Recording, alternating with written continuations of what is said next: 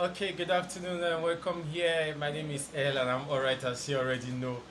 I just want to address the situation that is going on right now, right? Address a question that is ongoing, and that's because I've been on radio programs on it, and I also, as a counselor, as a lawyer, many people have been asking me about my own position and what I think about the situation, and it's about the domestic violence that we know in Benue State between the Channel TV reporter, right? Channel TV staff, and also a medical doctor, a husband and wife, that the governor came and did reconcile the couple from everything went bam with the woman calling out her husband on social media, complaining of the domestic violence and the rest. And people have been wanting to know what's my opinion, since I'm a sex counselor, I'm a marriage counselor, and also a lawyer.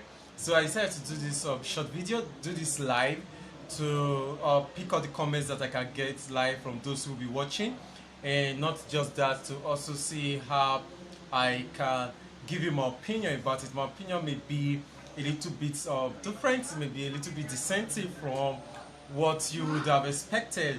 However, this is it. We do not deny the reality that there was domestic violence in their marriage. There was domestic violence, right?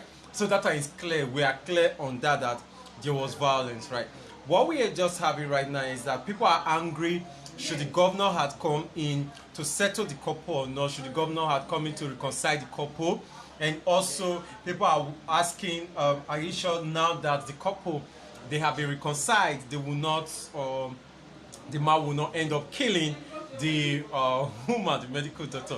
Some other people have also been concerned about the emotional state of the woman in this marriage, knowing so well that she's a medical doctor, and what emotional state she has to be able to also attend to her patients. Okay, this is what I want us to understand today. This is actually why I'm doing this live, right?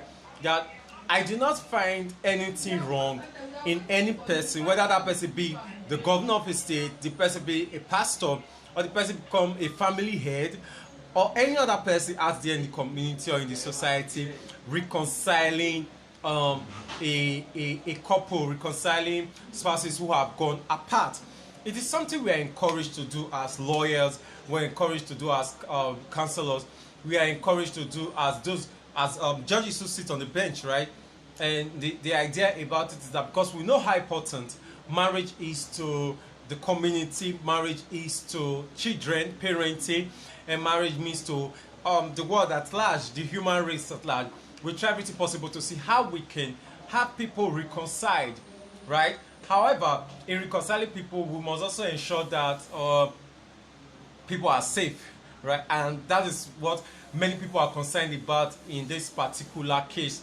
So regarding the reconciliation, if we want to talk about the reconciliation, there is nothing off, there is nothing wrong in reconciling a couple that have been fighting with each other, reconciling a couple that are not in good terms, that are separated.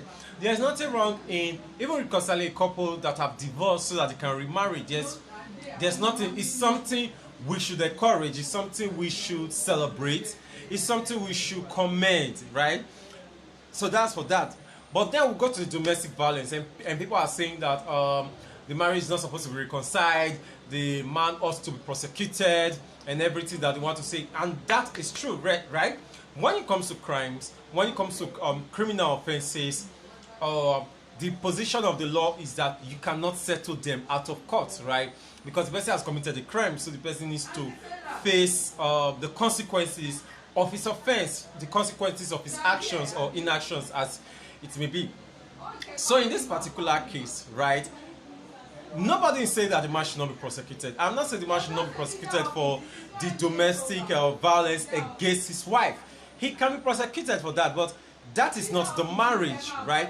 And my own concern is just simple. I want to ask a simple question. My simple question would just be, I hope the man right now is going through therapy, or he's going through some clinical treatment to cure his anger issues, to help him manage his anger issues, to help him manage his violence and be violent to his wife and all of that. That is the big deal, right?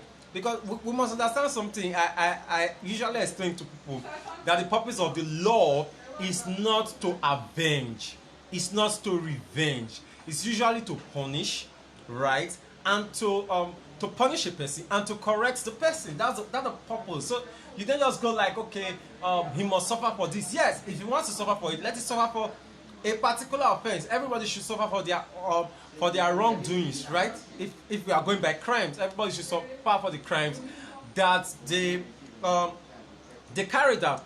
However, that a person is suffering for a crime does not mean that the person should not also be corrected and reinstated back to society and reinstated back to community. That is where my focus is for today. That is what I want to talk about today. So he should be punished for his crime, but then there are limitations to that, right? Because the woman right now, she is the star witness. She's the nominal complainant in this particular case. Without her, who is the victim, the prosecutor would most likely not be able, most likely, 95%, 95 to 98%, not be able to get judgment against this man for domestic violence. I understand that Lagos is trying to, develop their laws, make things better so they can subpoena with victims right now to come and testify. However, you have to be careful in that. As someone who has been a People's State Council before and now I'm in private practice, so I have actually functioned as a prosecutor before, and now I am a defendant. I would like to tell you that the risk in this is that you are trying to subpoena an unwilling witness, right? You are trying to subpoena somebody who is not willing to testify because he feels that the testimony is going to give is against him. So you should just know that you are going to be dealing with a hostile witness in court who is going to make your case more troublesome, who is going to make your case bad. I must say better than it is.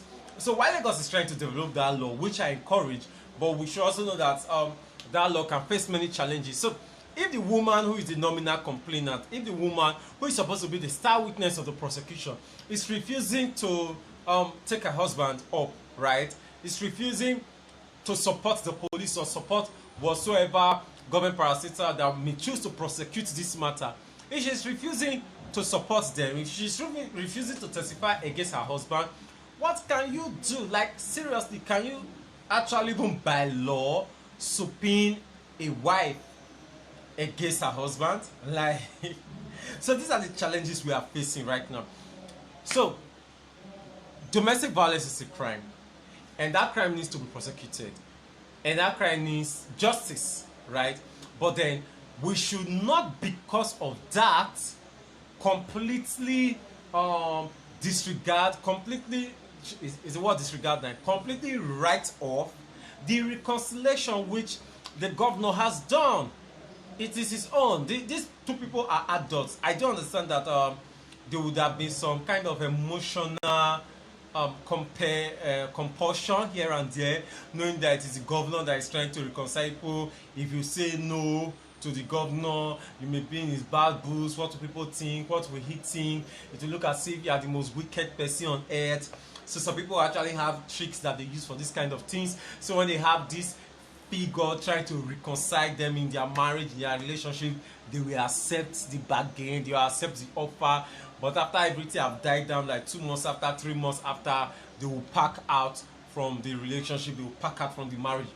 I don't know if that's the trick this woman is doing. I don't understand that she must have been placed in a position where she would have to ask herself, do I want to do this and displease my governor?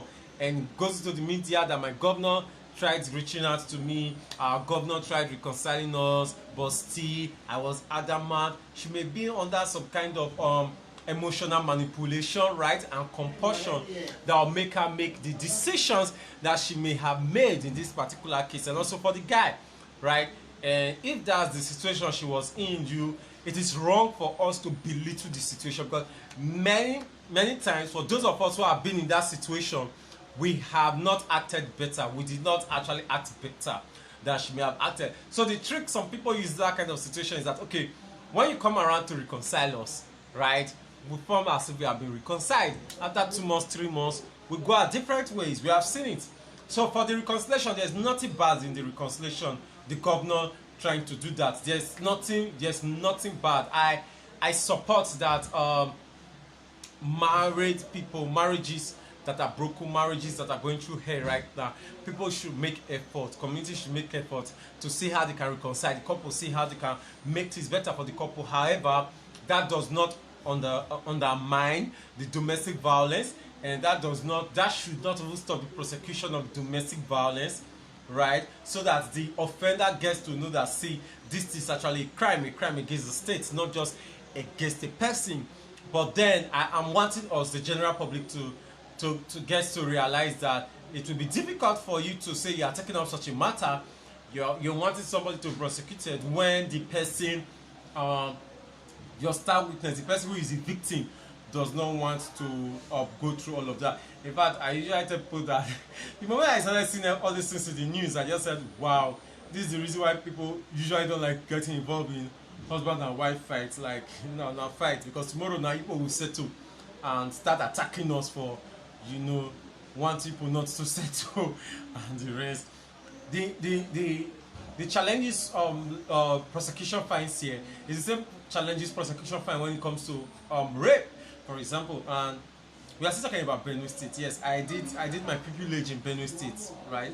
As a pupil state council in Benue State, and I remember that one of the most challenging things in prosecuting rape in that state is that some of these communities have these traditions, this custom, where there is a rape, the person has to atone for the rape, and the person have to do some giftings, there have to be some rituals and rest. And sometimes we are already in court, or we are already ready to go to court, and the justice says that the victim saying she does not want to go on the game, that the guy has performed the customs, the atonement and everything, and he has been forgiven, she does not want to go again. And this is tiring.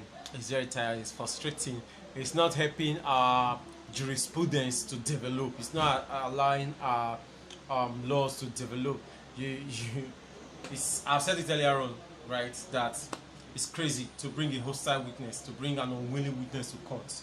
You'll be so embarrassed. It takes so much smartness for you to be able to do that and all of that. So lastly, before I leave your face, I just want to say something that I do not see anything wrong in the governor reconciling the couple. It is something we encourage. It is something we ask for, that people should do everything possible to see how, when two people are fighting, those two people are reconciled.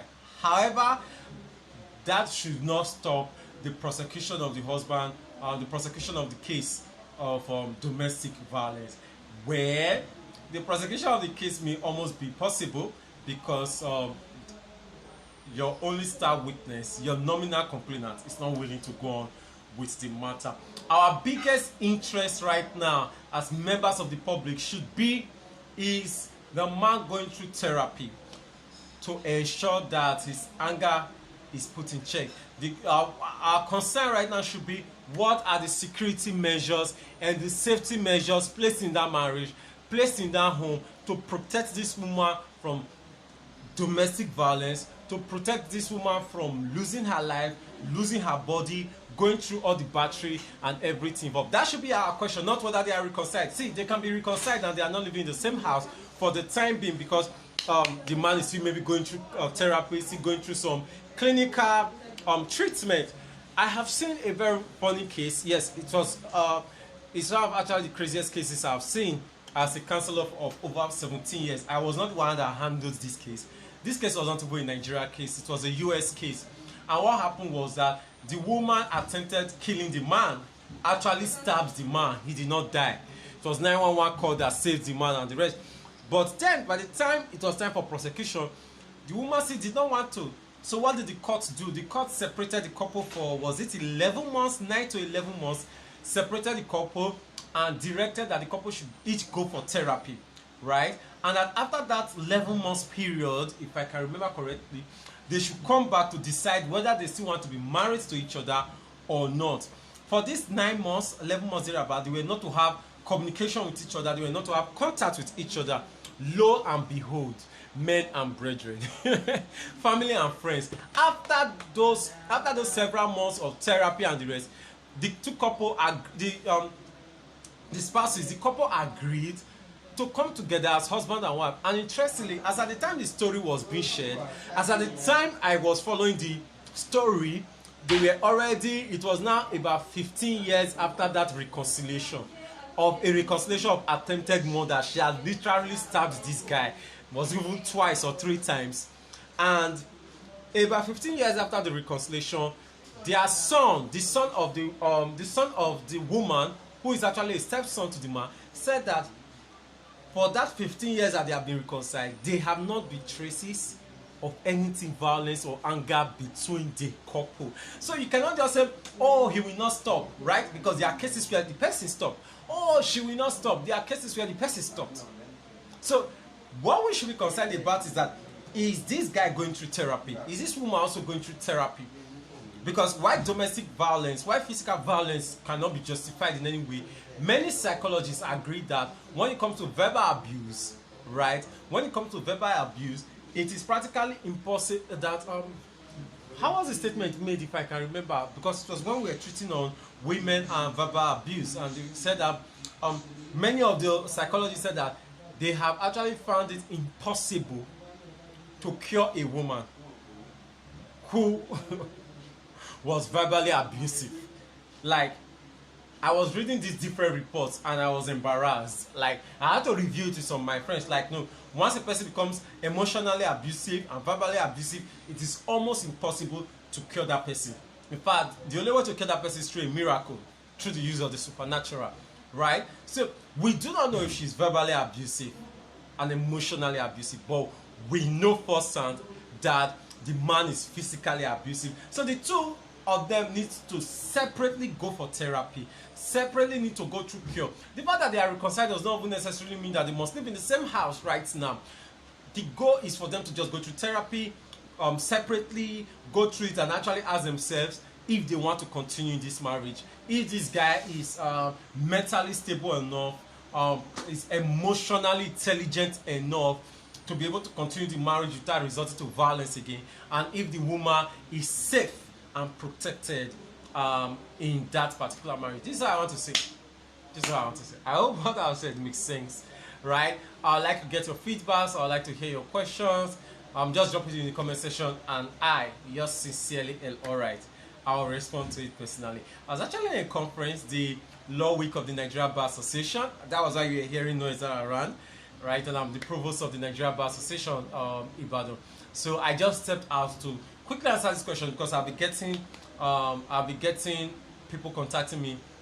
Yesterday I was also on a radio program on this particular topic, and I felt it was proper for my audience to hear me, my friends, my family, and all those who are in this my particular community. Thank you so much. You rock. All my life you have been faithful. All my life you have been so